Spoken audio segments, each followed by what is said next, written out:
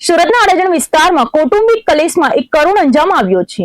અડાજણની સન રેસિડેન્સીમાં રહેતા એક નિવૃત્ત પતિએ પોતાની પત્નીની લોખંડના હથોડા વડે હિંસક હત્યા કરી નાખી છે। સુરતના પોસ્ટ ગણાતા અડાજણ વિસ્તારની સન રેસિડેન્સી આજે લોહિયાળ બની હતી। અહીં રહેતા 62 વર્ષીય દિનેશ પરસોત્તમભાઈ પટેલે પોતાની પત્ની તૃપ્તિબેનની કરપીણ હત્યા કરી નાખી છે। દિનેશભાઈ છેલ્લા 1.5-2 વર્ષથી નિવૃત્ત જીવન જીવી રહ્યા હતા અને કોઈ કામ ધંધો ન કરતા હતા, જેના કારણે ઘરમાં જમવા જેવી નાની બાબતોમાં પતિ પત્ની વચ્ચે સતત તકરાર રહેતી હતી। આરોપી દિનેશ પટેલના મનમાં એવી વાત ઘર કરી ગઈ હતી કે નિવૃત્તિ બાદ પરિવારમાં અને ખાસ કરીને તેની પત્ની દ્વારા તેને પૂરતું માન સન્માન આપવામાં આવતું નથી। સતત અપમાનિત થવાની ભાવના અને માનસિક તણાવમાં આજે ઝઘડો ઉગ્ર બનતા દિનેશે લોખંડનો હથોડો ઉઠાવ્યો હતો અને પત્ની તૃપ્તિબેનના ચહેરા તેમજ કપાળ પર જોરદાર ઘા ઝીકી દીધા હતા। ગંભીર ઈજાઓને કારણે તૃપ્તિબેનનું ઘટના સ્થળે જ કરુણ મોત નીપજ્યું હતું। ઘટનાની જાણ થતા અડાજણ પોલીસ દોડી આવી હતી અને હત્યારા પતિની ધરપકડ કરી કાયદેસરની કાર્યવાહી હાથ ધરી છે।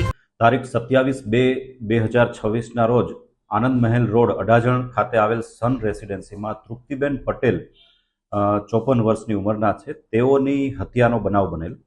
ઘટનાની જાણ થતાં અડાજણ પોલીસ સ્ટેશનથી પોલીસ કાફલો ઘટના સ્થળે દોડી ગયેલ અને સમગ્ર બાબતની તપાસ કરતા મૃતક તૃપ્તિબેનની હત્યા તેઓના જ પતિ દિનેશભાઈ પટેલ દ્વારા કરેલ હોવાનું પ્રાથમિક તબક્કે જાણવા મળેલ।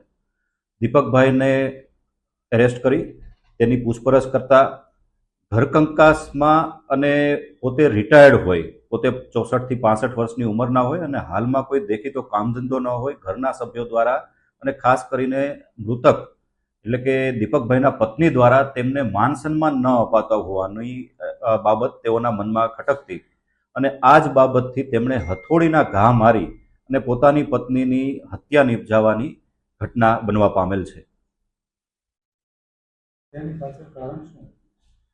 જે મેં વાત કરી એ મૂળ પ્રશ્ન જે છે એ ઘરકંકાસ, નાના નાના ઝઘડાઓ જેમ કે જમવાનું બનાવવાની બાબત તથા જે આરોપી છે દિનેશભાઈ પટેલ તે છેલ્લા 1.5-2 વર્ષથી કોઈ કામધંધો કે નોકરી કરતા નહીં અને તેથી તેઓના મનમાં સતત પોતાનું અપમાન થતું હોય અને માન સન્માન પોતાના પરિવારમાં જળવાતું ના હોય તે પ્રકારની ભાવનાથી તે પીડિત હતા અને તેની પત્ની પણ તેમને પૂરું માન સન્માન ના આપતી એ બાબત તેઓને લાગતા અને અવારનવાર ઘર કંકાસના સામાન્ય બાબતોમાં ઝઘડા થતા આ સમગ્ર ઘટના બનેલ છે।